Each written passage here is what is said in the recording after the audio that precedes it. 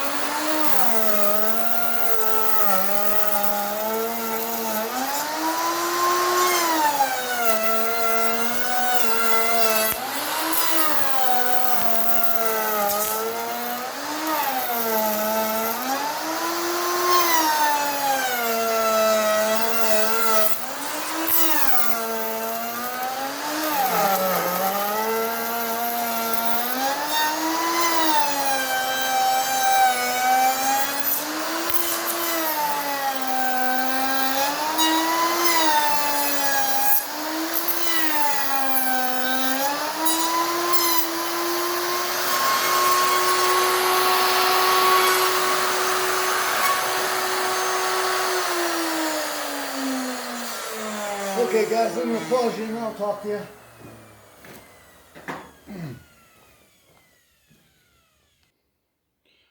So here we are. This is finished off. That took a little while longer than I expected. And I was doing at least 1/8 to 3/16. So what I did was I goofed up and I set the depth a little bit deeper than what I wanted to. It's a little bit dark in here. My eyes aren't the greatest. I probably should have used the flashlight that I actually have to see where I was setting that cutter, but it's a little bit deeper. Now, one of the problems that I do have is the epoxy didn't get down far enough into these cracks, so they still have to be fixed, but I'll probably take care of that with some Star Bond. But you could see more of the router swirls in that than you can the wood, and I'll try to get this stupid thing to focus as good as I can. Maybe if I grab the flashlight, hold on guys, we'll back up. Grab a super bright flashlight that I have and probably goof everything up, but yeah, I don't think that helps us any. Well, I was really hoping to show you more of the finish, but like I said, the finish is ready for 120 grit sandpaper.